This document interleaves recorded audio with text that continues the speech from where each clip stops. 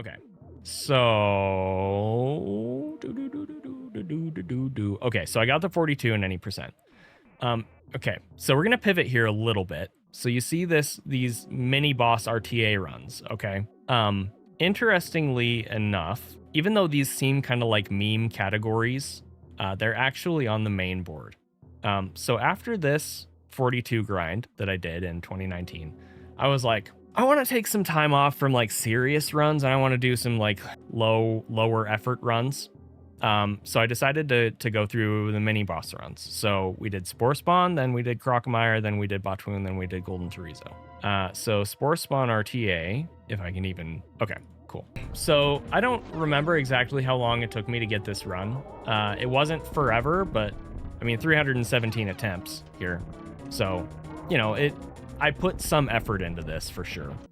Behemoth held the record at the time, and I got to this fight on pace probably 15 or 20 times. But the thing is, this run is so weird in how difficult it is to do this fight correctly and then not F up immediately after, okay?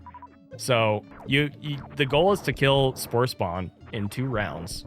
So you have to do some specific like missile management and stuff to do that. You have to hope for the right drops, okay? Then you have to do your movement here correctly. I missed that down grab on one pace one time. And then you got to do this moonfall, which is it's so weird. I thought I messed it up there, but I didn't. Was that it? Was that it? Hell yeah, dude! So for whatever reason, oh my gosh, dude. We split when the fanfare dismisses on this category. So it's not on touch, it's on fanfare dismissal, which is why I was like waiting to see if that was it. But yeah, 548, got the record. And what's really funny about this is I hadn't seen Behemoth in my chat during this grind at all. He was the previous record holder, and then he showed up during this run. He was there in chat for this run. So that was really funny. So that was Spore Spawn, and then I moved on to Crocamire. Now, I actually need to address something here. This period of time, okay, so personal life stuff, I'm not going to get too into it for privacy reasons, but in 2017, when my daughter Natalie was born, that's when I actually started taking steps to address my mental health, because I had been depressed for a very long time up to that point. I had also been dealing with anxiety, but I didn't know that. I realized that's kind of weird to think about, but for people that, like, if you're a younger person watching this, for my generation, we didn't talk about that stuff when I was growing up. We did not really talk about mental health, hardly at all. I grew up knowing that my mom was depressed and most of my sisters were depressed. And apparently my dad was depressed too, but I didn't know it. And most of them were on some sort of medication for it. What's interesting is, even though I knew that and they talked about medication and that it was important and we needed to be willing to do that to take care of ourselves and not judge people for it, I had this strong aversion to the idea that I needed medication for my depression.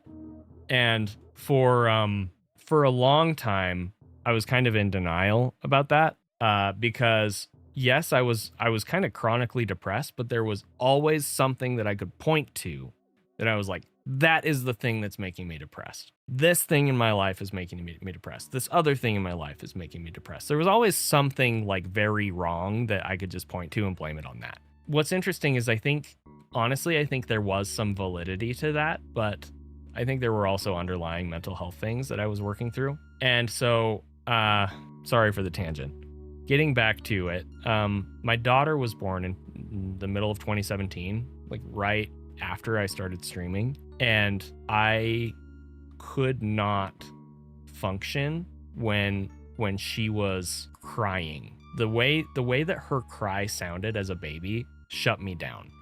And I was like, that doesn't work for me. Like, I have to be able to be a parent, and also I have to be able to function outside of my parent responsibilities to make sure that I'm like functional at work so I can like do my job and keep my job and support my family and blah, blah, blah, right? So I went to the doctor in mid 2017 and I was like, hey, when my daughter screams, totally normal baby behavior, I freak out. What what do I need? And he was like, okay, I'm going to prescribe you this antidepressant. So he did, and I started taking that. And so I was on that for most of these runs that we've seen here. Funny enough, one of these runs, I don't remember which one it was. One of these runs happened on a weekend when I had actually forgotten to take my antidepressant. And I realized, even though I had forgotten to take it, I actually felt fine. Like, I felt fine, maybe even better than usual. Now, the thing is, I mean, yeah, dopamine is powerful, right? Dopamine and adrenaline are powerful things. Like, I was literally like drugging myself with the success of speedrunning in a weird sort of way. And so I don't actually know for sure if my reasons for this were correct or not, but I went back to the doctor and I was like, hey, so I forgot to take my medication last week, and actually I was fine, maybe even better. So like, should I keep taking it or should we try something else? And he was like, I think we should try something else. So initially I was on Zoloft, I think, and we switched me to Wellbutrin, and I was on that for a little while. The real killer, and this stream, and if I put this part on the YouTube VOD, this is not supposed to be like a medication thing, so I'm not going to get too into this, but Zoloft made me start gaining a lot of weight and made me very tired. I was like dozing off at work. I was like trying to work, and then I would like find myself like nodding off while I was like trying to work. And like some other stuff, right? So initially it was helpful, but then it seemed like it was being less helpful, and like I was having negative side effects. So came off of that, tried something else, blah, blah, blah. Long story short, we fast forward to this part right here, 2019, okay? And I had actually gone to my doctor, and I was like, hey, so like, yes, I know I'm depressed, but also I kind of think I have ADHD. Because I had been like studying for a certification at the time, and I could not focus on it. And I was realizing that I like could not focus at work, could not focus on important like menial tasks. And it started bleeding into like my speed running too. Like, I'd be in the middle of a run and I couldn't focus. I'm like, what's going on? And so I started looking into ADHD, and a couple other people in my family had been diagnosed with ADHD, and I was like, I'm pretty sure I have ADHD. So I went to the doctor. I was like, hey, I think I might have ADHD, but it's weird because I never struggled with this stuff as a kid. Is that a thing? And he was like, yes, adult onset ADHD is definitely a thing. And I was like, okay, sweet. Can I get medicated for it? And he was like, I don't do that. I was like, okay. And he's like, I need to refer you to a psychiatrist. I was like, all right. So he referred me, and then that office wouldn't let me see the psychiatrist initially. They insisted that I talk to a psychologist first. I had already talked to psychologists in the past. They were not helpful for me. I'm not saying that they can't be helpful. I have a counselor that I talk to monthly now. I don't know if that counts as him being a psychologist or not. He's primarily like a relationship counselor. But anyway, talked to the psychologist, explained everything that I'd already explained to 3 other people, got the same like canned impersonal response from him that I knew he was going to give me. And then he was like, so do you still want to see a psychiatrist? I was like, yes, I need medication for ADHD. You can't give me that. Like, because psychologists don't prescribe medications. So they got me into my psychiatrist, who I am still seeing today. She's great. I see her once a month. And we started trying different medications to help me with my ADHD. She immediately was like, yeah, I'm pretty sure you have ADHD. Let's try some stuff. So this run here, I had been on Adderall for like a week. Okay. I'm not saying that I was on, like, it's not like I popped an Adderall and then started streaming. Like, I was just taking Adderall daily or whatever, however much she prescribed. And I didn't quite realize it, but it was making it very hard for me to control my body, for lack of a better term. So like my heart rate would skyrocket, my blood pressure would go up, I was very irritable, I was less compassionate, was less empathetic. Like, this all sounds like really bad stuff, but the thing is, I needed it because I needed it to do my job, like to provide for my family, right? And it did help me a lot with like the focus aspect of things. The thing is, I would get on pace and the nerves that I had previously experienced were amplified by like 15, 20 times.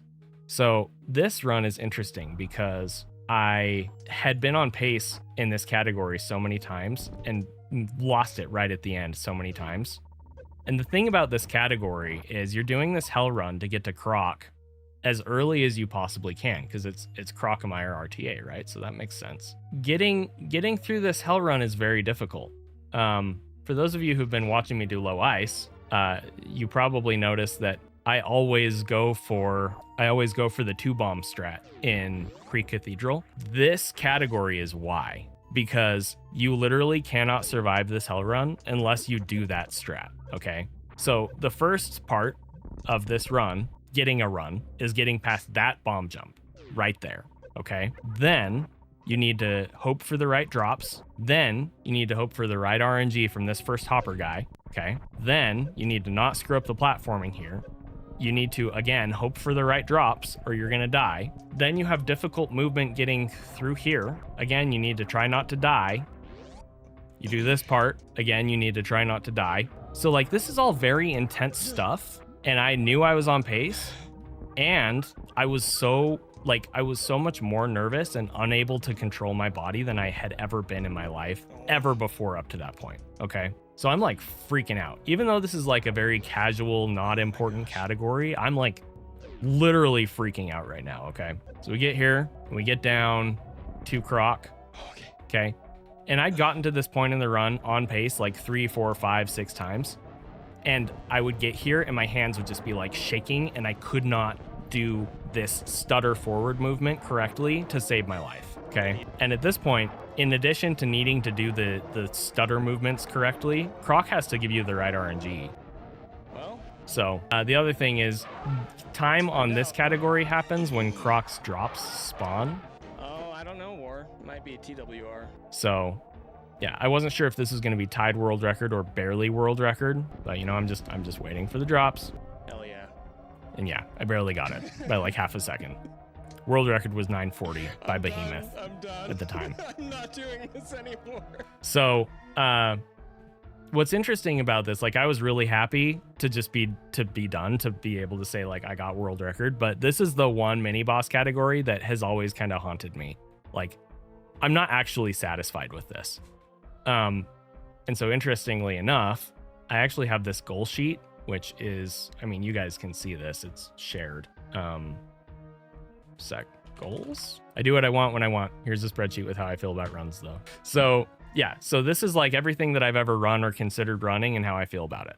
Okay. If you look at these mini boss runs, they're all green, which means I achieved my goals at the time, but would like to plan on improving the run someday, except for Croc RTA, which is red, which is I may or may not have achieved my goals, but I currently feel very dissatisfied with the quality of the run or the PB. So this is the one mini boss run that like has always kind of haunted me. So I'll probably go back to that at some point. I don't know exactly when, but that was that world record. As you can see, GT Classic is the other like main category that I am completely dissatisfied with, which is why I'm planning on running that next. Okay, so moving on here.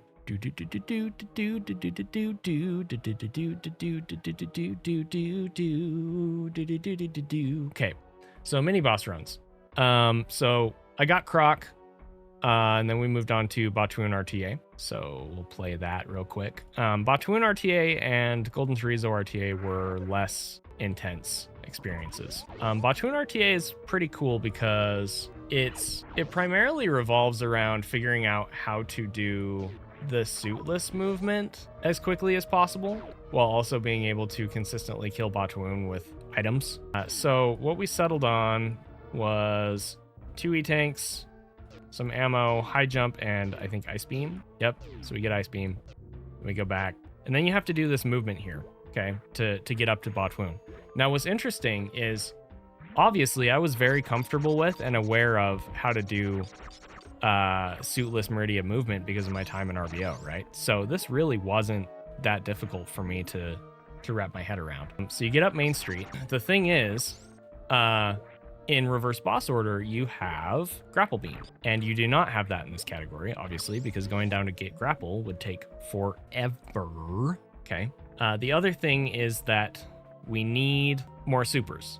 We need more supers for the Botwoon fight. Okay. So we come in here and grab these supers, and then after this, since we don't have Grapple Beam, that makes getting up this room much more difficult. Okay. So this is the first time that I ever learned how to do this crab climb tech. And I think it's the only time I ever learned how to do this crab climb tech until I had to relearn how to do it for some map rando stuff. And so what's really funny about that is when I relearned how to do it for map rando stuff, I was like, oh, I can do this. I've done this before. It's fine. And then I freaking couldn't do it. I was like, I could do this. I could do this in 2019 and I can't do it now. What's going on? Because like I knew that I'd done it here, right? So that was kind of a funny experience. Over the years, there have been times where I've wondered if I was actually better at this game a few years ago in some ways, and that was one of the things. Obviously, overall, I'm much better at the game now than I ever have been before, but I think there are some little edge case things where maybe I was actually better at the game in 2019. 2020. So anyway, after Everest, you need to get up here. So I think there is a faster method than this one, but this is what had been settled on at the time. Again, 2019.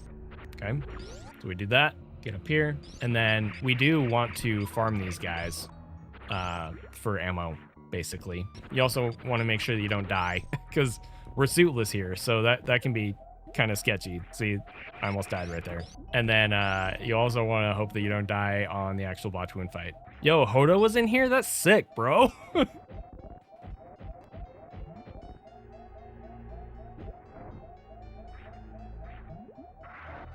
Oh! Jeez, that was clutch. All right, so I don't actually know why that's saying plus whatever.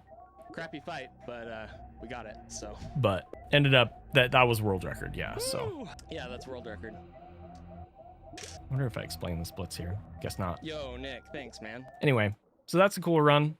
And then the last one here is Golden Torizo RTA. So Golden Torizo RTA is very much like a GT Classic run, just without I know the blue guys needing to actually do GT blah, Classic. blah, blah. There's a little more to it than that, obviously, because you need to have the resources to kill GT in a reasonable amount of time, since you don't actually do the I didn't GT think I code. was gonna make that. So there's just some very slight differences because of that. But outside of that, it's just get what you need to get down here, come down here, do green gate glitch.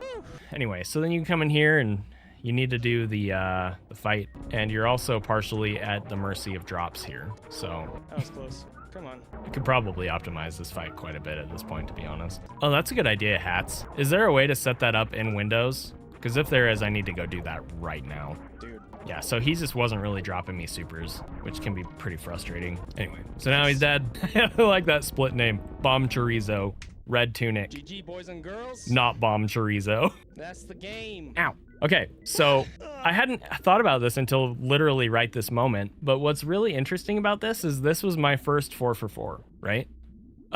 Spore Spawn, Croc, Botwoon, and Golden Torizo. So I got the 4-for-4 mini bosses. Similar to my current 4-for-4, you know, I would like to do GT Classic next. I'm not completely committed to world record in that, but I think that's what I'm going to focus on next. In this, once I got this 4-for-4, I kind of decided like I kind of want to do a bonus thing here. So after this run, I started focusing on what was at the time a new category. It's actually a category extensions category called Mini Boss RTA. Okay, so it's rather than Spore Spawn or Croc or Botwoon or GT, it's all of them. Okay, and what's really interesting about that is the routing for it changes a lot, because you have to figure out, okay, how do I optimize where to go when to accomplish all of my objectives? So I remember I think Kip had the world record at the time, and he used a route, and I remember doing some routing science myself and realizing that I could use a spike suit to save a bunch of time, similar to the RBO spike suit that I used to save a bunch of time. So this run is a bit longer, obviously, because it's all the mini bosses, and I don't want to spend a bunch of time going through all of it for you guys because it's 25 minutes. But basically, I settled on a route where we do Spore Spawn first, okay? Then we go down, we get Power Bombs, we go to Kraid to get Varia. Don't remember. Oh, I died or something. Is this? Yeah, this should be it. Okay, so we go to Kraid to get Varia, then we go down to Norfair, we get High Jump, we get Speed Booster, and then we go to GT. Okay, so we go to GT, we get Supers. I try not to die at GT, getting Supers and stuff. And then we have to make our way back out of Lower Norfair. Okay. Should be okay. So we go out of Lower Norfair backwards. Come on. We gate glitch through here. Why is that gate giving me so much crap? This room freaking sucks, by the way. This room sucks in every category. Okay, so you have to make sure you have enough energy to make it back through that room. I'm a little surprised I did the energy refill there, to be honest. Maybe I was just sketched out. Maybe I wanted... Oh, you know what? I don't think I have Charge Beam. I think I skipped... Did I skip Charge Beam? I probably did. That's interesting. Okay, so then we have to do this croc fight, all right? So we do the croc fight. Oh, no, I have charge. Why did I? Okay, whatever, it doesn't matter. All right, so this is where I actually... You can roar. I'm still pretty proud of this routing that I came up with, okay? So we're doing croc now, and then Botwoon last. Now, I'm gonna wait to say what I would say, because I don't want to say it and then be wrong. That would be dumb. But you saw I got a spike suit off these spikes, right? Okay, so... Come on. Normally... what would make the most sense here would be to go down and get grapple beam, because we're already here, and in order to do most of Meridia you would need grapple beam or ice beam, and I think we're gonna grab ice beam anyway. But the point is, so you have to have ice beam to do the Metroid clip. You have to have either ice beam or gravity and speed to get to Botwoon, basically. You either do the Metroid clip to get to Botwoon, you freeze the Metroid and you jump up through and you go through, right? Or you have gravity and speed and you just run through the speed blocks. The crab climb through Everest is very slow. So if you're already this close to grapple, you may as well just go grab grapple. But what I did is I got a spike suit and then I did this short charge speed ball through that wall. But unfortunately, I screwed that up, apparently. If that happens, I should probably just go up. Okay, short charge speed ball. We go backwards through Croc Speedway. Hey, no worries. Thank you. I appreciate the thought. So yeah, we're going through all these rooms backwards. I was so psyched. But did you see that, dude? Did you see that jump? We're watching that again, dude. I used to be the most swaggy player before I started deciding that that consistency is better than swag. Watch this crap, dude. Watch this. Bro, it's so sick, man. Okay, so we go through backwards, right, to get to Ice Beam, because it's optimal. It's literally optimal to do it that way. So we get Ice Beam, and remember, we have a spike suit this whole time. So I'm carrying a spike suit here. Okay, so remember, could have gone to get grapple, but decided that would be too slow. Get a spike suit instead. Do swaggy movement to get Ice Beam, because we need Ice Beam to clip to Botwoon anyway. Do all this movement that I'm already used to doing with the spike suit anyway. Spike suit across Everest, baby. All right, so that saves a bunch of time. Yeah, no, it's sick for sure. Yeah. Anyway, so we do the snail climb here, do the Metroid clip, and then the Botwoon fight, which, I mean, you know how that looks, but whatever. Charging holds spike suit activation if you're underwater suitless. It will prevent it, yes. Holding the shoot button. You don't even have to be charging. You just have to be holding the shoot button. All right. So done and done. So yeah, that was the mini boss RTA world record. And I was really... Too bad that run started that way. I was really proud of that run. Anyway, so that was kind of a brief stint in less exciting, less I hate Metroids. less intense runs. Now here's the thing. So that run was, again, part of the category extensions board, which I did a number of less intense runs on that. Yo, Darkzilla, thank you so much for the raid. When was that? I think it was 2019.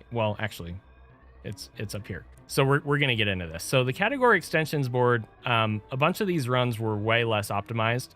So as you can see, all mini boss RTA. This is the first one that I like really pushed. There was also RBO glitched, which I can briefly touch on, but that was May 2019. Okay. So then I did RBO glitched the end of May 2019. This run essentially, I know I have this somewhere. Oh, here's something cool though. The very first Twitch Plays Super Metroid, I spent a lot of time doing that, and I helped kill Kraid. So here's me spamming commands in the chat, and he's dead. So yeah, good stuff. Anyway, so what's cool about this run is the way that it works is you go get X-ray, and then what you do is you get your energy down to a point where you can execute G mode. So you do G mode here, and then there's a setup where, so I'm going to explain this. So you see I'm like reaching over here. Okay. I am starting what is an RNG timer. It's a very old school, it probably isn't even around anymore. It was an old school Pokemon RNG manipulation timer for Soul Silver, I think. And basically you can use it to find an RNG seed that you want to target. And what you do is you set the timer for that RNG seed and you attempt to hit the target. And then you take your result of the target that you actually hit and you plug that into the RNG timer. And it creates an offset so that the timer changes based on the timing that you actually hit. Okay. And that helps you, Eon timer, that's what it was called. Helps you more likely hit the target that you're actually going for, right? So I had done that in like 2011 or something. And so this glitch was found by Snick again. And he was like, hey, you should try and do this and see what you could do with it. And so we were like testing it out, and he's like, I mean, it's a major glitch, so it wouldn't work for any, NMG categories, but, might be fun. And I realized I could use this glitch to get Gravity Suit. I was like, yo, I could get Gravity Suit and then use that for RBO for memes. So we called it RBO Memory Corruption. And so you see me reaching over. I'm essentially starting the Eon timer. Okay. And then what you do is you start the timer and then you wait for the timer to count down. Okay. So the timer is counting down from like 108 seconds right now. So we're just waiting. What? Okay. This was, I think, my second run ever to actually getting to this point to trying to do this. So there's 20 attempts here, but there are a bunch of like early game resets and stuff.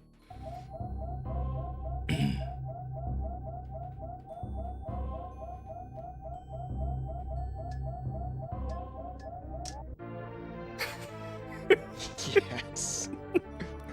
So the fact that I actually hit the right frame there to get Gravity Suit, Champ. first try, like you saw that I saved before that, because very likely that you're gonna miss that window and then you just reset and try again. First right? friggin' try. So you can see I'm 11 minutes ahead now. And that's because the only run that I'd done before this, I had to do that glitch multiple times. So I did that, and then essentially the rest of this run is just a very unoptimized, not good PRKD style run. Gravity Suit, you go down, you kill Ridley, and then you go kill Dragon, and blah blah blah. So anyway, good stuff. That's fun. So that's what this RBO glitched entry is here. Okay. Then there's Tickle the Fish. We're not going to get too into that. Tickle the Fish, and then 100 Missiles RTA. This is the one meme category that I have that somebody has actually broken that I fully intend on going and claiming it back just because. But just props to want to make sure that I don't misspeak here. Props to Crocamire. Like, I guess a year ago or so, he decided, he was like, I want world record in this category. So he started grinding for it and he got it. So yeah, good for him. End of 2023. So I'm currently second place in this. But yeah, that's actually a pretty cool run too, by the way. All Gates RTA. This is interesting because there's two versions of this. There's one that uses G mode and one that doesn't. And if I recall, in one of these runs that I posted as world record, I did something wrong, and so the run was actually invalidated, but the other run was still valid, which is why it's still listed as first place.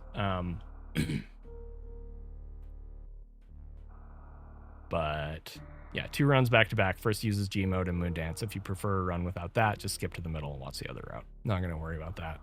Kago the Kagos, again, interesting category. Okay, Death to Shacktool. So I'm not gonna spend too long talking about this, but so this is like the middle of 2019. So again, I've been spending a few months just working on meme categories, just to kind of like palette cleanse myself. And the reason I was doing this is there were 2 reasons. 1, there was an RBO tournament that was happening pretty soon. And 2, I knew that the next category that I wanted to grind in earnest was 100%. And I was still kind of worried about beating my PB, even though like I knew I could. Like it was such a good run at the time.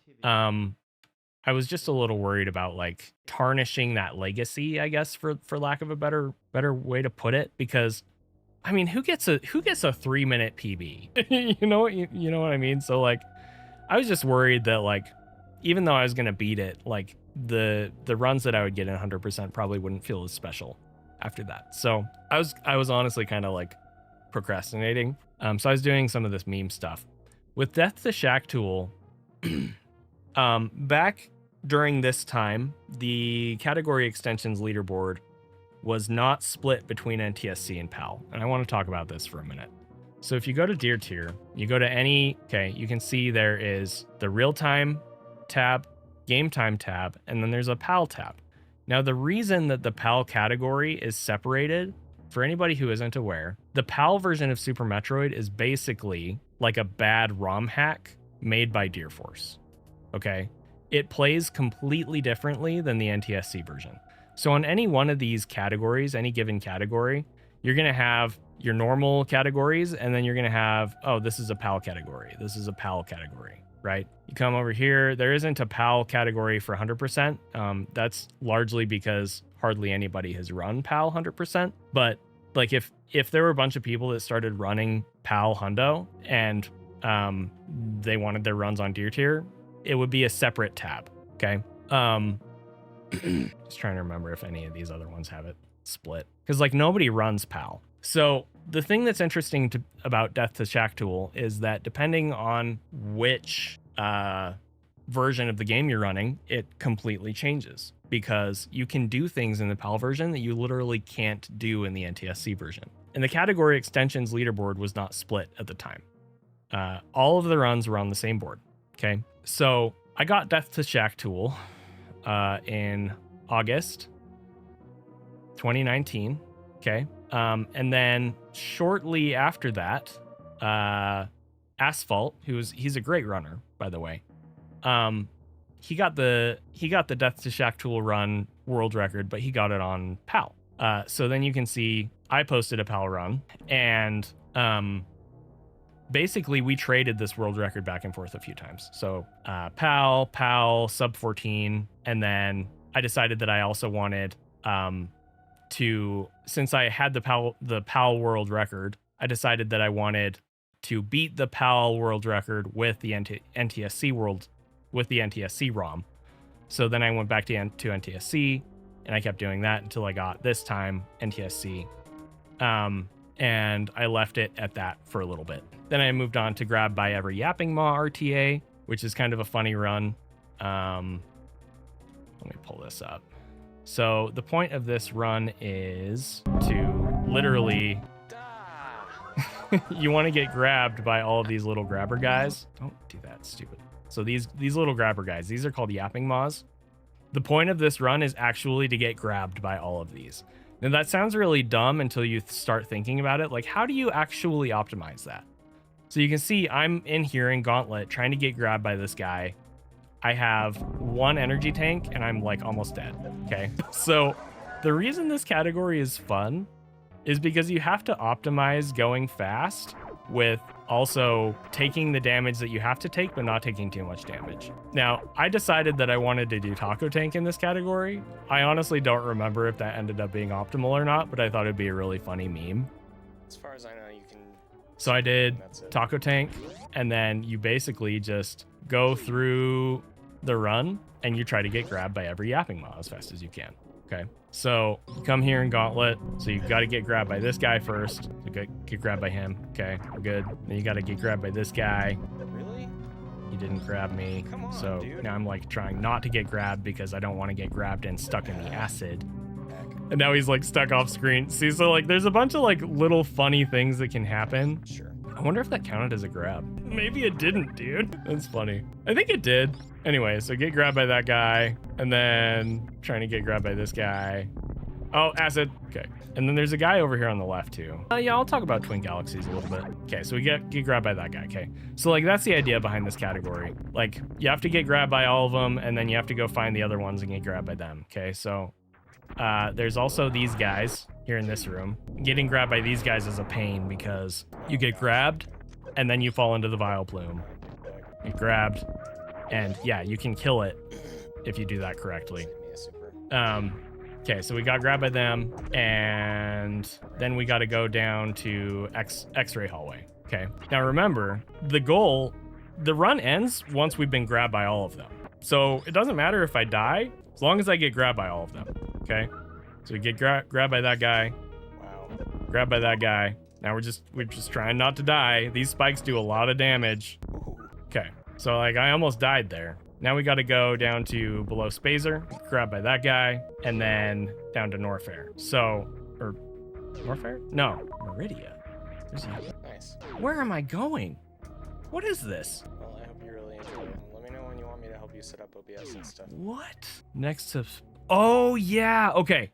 Yeah, that's right. Okay, so we have to go to Meridia. So we're doing suitless movement in Meridia. Okay, so again, like this category is pretty cool because like you have to do We're interesting getting grabbed. like routing and stuff. Hold on. Okay, so there's 2 in this pit. So you don't want to get grabbed and then pulled down because then you'll have to go all the way around to do it again. All right. Sure, it's slower. Okay, so we got grabbed by both, and then we got to get out of Meridia. Okay, now here's the real kicker. Notice I still don't have Varia suit. Okay. So now we got to do a hell run to get grabbed by the last Yapping Maws while constantly taking heat damage. This is where things get real spicy, okay?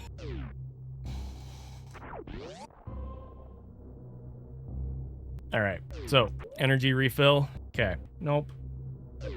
Now we just got to not die. We have to get grabbed by these guys and not die. So get grabbed by the first one, don't die, energy refill. Oh man. This game's so funny. Okay. Oh no! Missed the jump. We gotta jump late, What a noob. so What a freaking noob. Okay, so here's the second one. Get grabbed, don't die.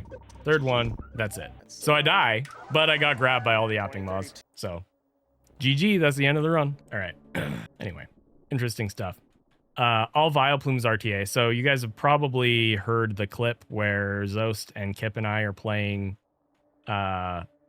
Multitroid, and Kip asks when all Vileplumes RTA world record is because I got grabbed by one in the middle of one of our runs, and I'm like, I already have it. So that's this run. So I mean, early game's pretty basic, normal stuff, but this is surprisingly hard to optimize. So all of the Vileplumes in the game are in these 2 rooms, interestingly enough. The thing about the Vileplumes in this room is the top ones always grab you twice, okay? So that's annoying because it makes it longer. And also, you take more damage. So you have to make sure that you're optimizing not just like your routing to get to the Vileplumes, but also that you're optimizing the damage that you're taking and farms that you take to get energy recovered so that you can continue taking this damage from these Vileplumes while still going fast, right? Like it's a really interesting thing to have to optimize compared to most speed runs. Like it's a very different thing. Okay, so we've been grabbed by all of them now, and Now we have to get grabbed by the last few. Oh, 3 rooms. Sorry. There's Vileplumes in 3 different rooms. Okay. We do have to grab the power bombs because the Vileplumes in the other room are under the floor. And also I have to be kind of careful here because if I make any like very wrong moves, we're just gonna die. So, okay, so we make it out of there. Now we gotta farm enough energy back up to survive the last grabs. So we farm those guys and then we come in here. That is interesting. Okay, so I do that one first. We win. Oh, right, the one on the left is fake. Okay, yep. So again, like that's the record. Like we got it, all good. It's a pretty cool category though. And then Nintendo Power Percent. So Nintendo Power Percent is another one of the runs on the category extensions board that my run was beaten. Initially it was beaten by Zost, and then I think his run was beaten. Oops. Nope. Okay, so Zost is at the top of that. I haven't tried to go back and optimize it anymore. This run is kind of annoying to optimize, to be honest, because you have to go in the specific order that the Nintendo Power like recommended progression is. Anyway, it does have some cool moments. I might do it again someday, but yeah. Max GT code. So this actually came up in the stream yesterday. I'm not going to talk about this too much, but basically this was always run a certain way until Snick recommended to me that I change how I was doing Lava Dive and RBO to save time. The thing is that Lava Dive is way harder and would only save a couple seconds. And then a while later, B Frobber was practicing the strat for the 0 tank Lava Dive, as they call it, I think. And people were like, whoa, that would be really good in Max GT. And I don't remember if he said or someone else said, but they were like, yeah, but it's too volatile because it's such a tight window to do the jump correctly. And I remember Snick had told me you have to turn Samus around to adjust hitbox jank to make it easier. And so anyway, so I did, and I think this one was world record. I don't think this one was. I don't remember, to be quite honest. But basically, I did go and I did the route. I forgot to freaking open a new tab again. Sorry, guys. Did the route with the 0 tank Lava Dive, and there was a little bit of controversy about that. People are talking about like splitting the route, blah, blah, blah. Like I would have been fine with whatever, but Susraim was the one who was really pushing the category at the time, and he kind of stuck to his guns. He didn't ever, I don't think he ever did the faster route, just because he felt like the other route was a better showcase or like something like that. And I mean, good for him, honestly. Okay, moving on. So where were we? Max GT. Okay, so I did end up taking Max GT world record. One funny thing that I want to mention about this is when I took the record, Zost had already decided that he was also going to run it just for fun. And so I was kind of like running against time because I knew like I couldn't, at the time, I could not compete with Zost. So Max GT. So here's the run. And as you can see, it is titled GT code max percent 111.33 parentheses world record for like a day before Zosty comes and wrecks. And what's really funny about this is 111.33 was posted on October 24th or October 23rd, 2019. And if we go to this category and we go to the leaderboard and we open the filters and we show obsolete runs and you look at the top, here's my 111.33. Okay, October 23rd. Here is Zost with a 109, October 25th. So literally world record for like a day before Zosty comes and wrecks. And he absolutely did. I don't think I took record back. I don't think I did. Let me just look at this. I did beat this time in December. I got a 109.14 just because I wanted like a cleaner run. But yeah, that was after he had already gotten a sub 109. So yeah, I had this record for about a day total, which is totally fine with me. That's whatever, it's fine. Side note, at this point I had already been running 100% when I started doing these Max GT runs. Okay, so part of the reason that I didn't stick with grinding this lower, even though I knew that I could improve this run, I didn't stick with grinding this lower because my priority was 100% at this time. Okay, again, this is late 2019. You can also see, like, I got the Zebus Escape. I think this was a world record in November. Tickle the Fish I improved in November. And Death to Shacktool, I ended up doing one more push for this in the NTSC version of the game. I don't remember exactly why, but that was also in November, and I got the sub 13.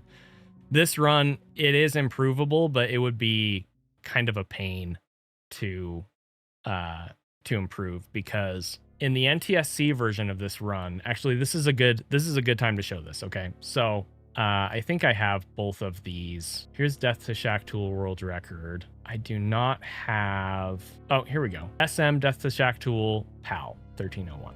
Okay, so we are going to show the NTSC run here, and then I'll show you the PAL run, and I'll finally circle back to what I was talking about before.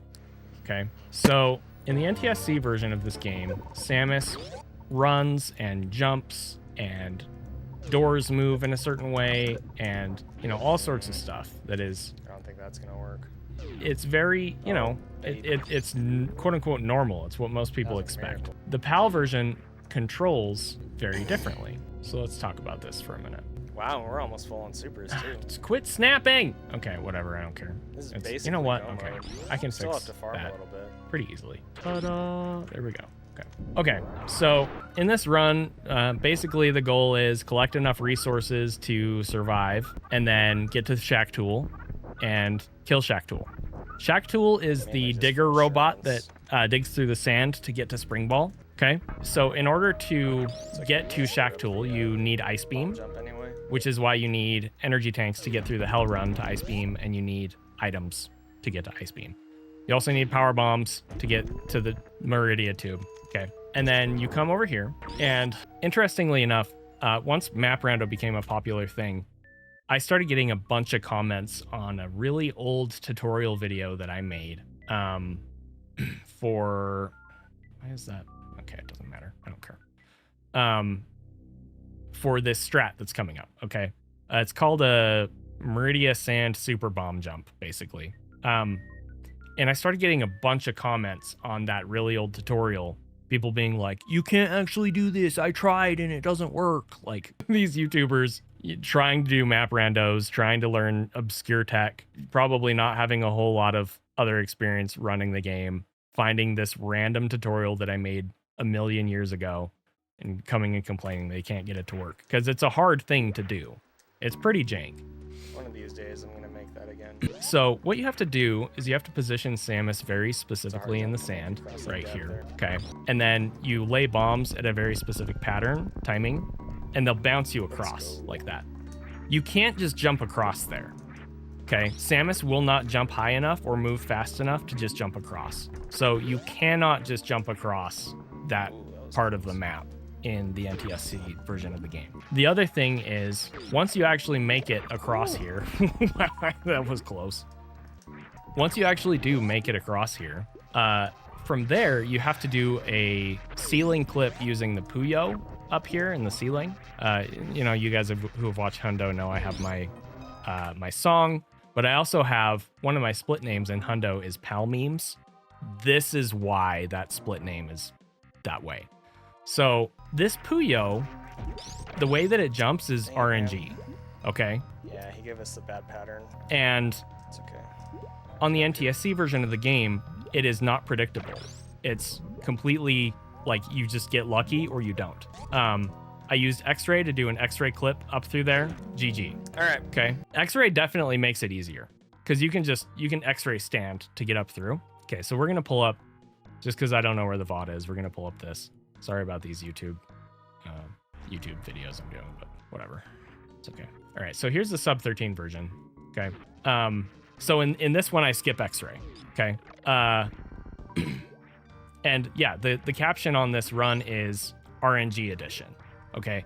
The reason it's RNG edition is because it is completely reliant on the Puyo giving you the RNG that you need to be able to do the clip. So we jump up. Now we just have to hope that the Puyo jumps up in a way that is favorable for us, and then that we frame perfectly freeze it in a way that is favorable for us. So that was too low. So I gotta wait. And keep in mind, I have to also not take too much damage here. Okay, that was too high. So I can potentially maybe refreeze it after it unfreezes. That was too early. And if I shoot again too early, it just dies. So we lose. Okay, that is the correct position. We made it through. Okay, that is so jank and hard and obscure and like the craziest thing. Okay. Now, in contrast, here's how the PAL run looks. Okay, so let me pull this up. So this was actually 2022. Playing your favorite. I didn't realize that I had done that recently, but it makes sense because I got a PAL console. That makes sense. Okay, so we're running PAL. We have the resources that we need to survive. We come here into Meridia. Okay. Oh gosh. Yeah, you know. Okay. Now remember we had to do like the bomb jump to get across the sand pit and stuff. Okay. That's actually very important. So in the PAL version of Super Metroid, Samus literally runs faster, jumps higher, like all sorts of crazy stuff. Should. Okay. So for this room, you don't have to do the bomb jump. You just jump across. Okay. But I'd have to restart stream. So that's the first thing. Like, that is such a majorly huge advantage to running this category on PAL.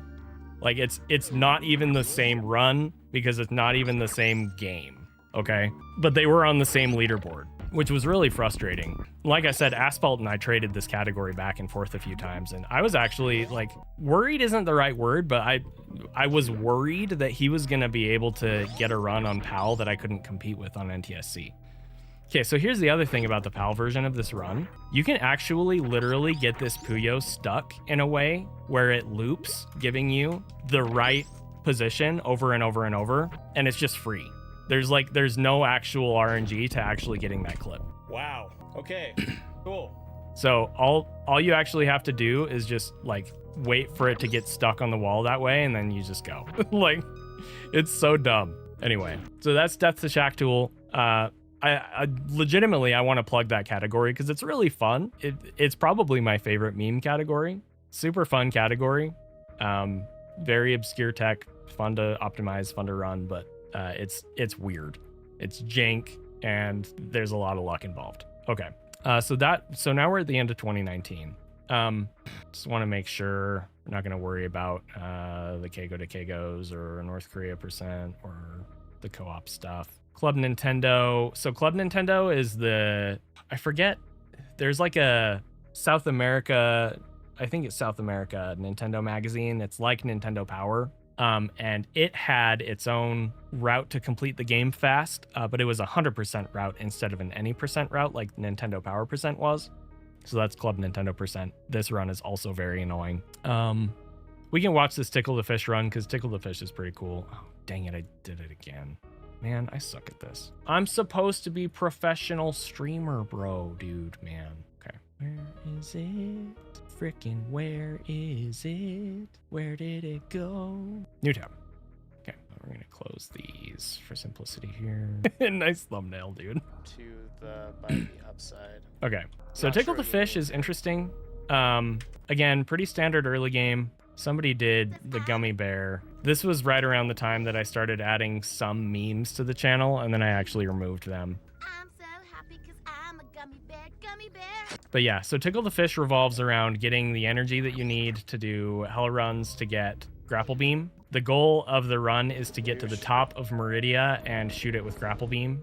So basically, the whole run revolves around getting resources you need to collect Grapple. Look at me and my awful bomb jumps that I finally have gotten better at because of low ice. Okay, so we get Grapple Beam, and then we head back up, and then you got to do suitless movement up through Meridia. Again, I mean, you guys are pretty used to seeing this at this point. And then you swing across here. The main difference being that you go up through this door. Sorry, I was muted. And you tickle the fish. Wrecked. Going to and killing Kraid and getting Varia is pretty dang slow. Killdozer. I couldn't tell you the spread of what's faster or slower because I don't remember, but I have a hunch that 3 tanks is probably faster because you have to get high jump anyway. Terminator is literally in the way. I don't know where the 3rd tank was. I mean, it might have been Taco Tank, honestly. And if I did Taco Tank in this, yep, I did. That's probably actually what would make it faster than Varia, but I don't know for sure. I don't know. Anyway. So that's Tickle the Fish. And then I found Pal Debug, but that was almost a whole year later. So at this point, we're gonna pivot back to the main categories for a bit. And before I talk about that, so I just want to acknowledge something here. So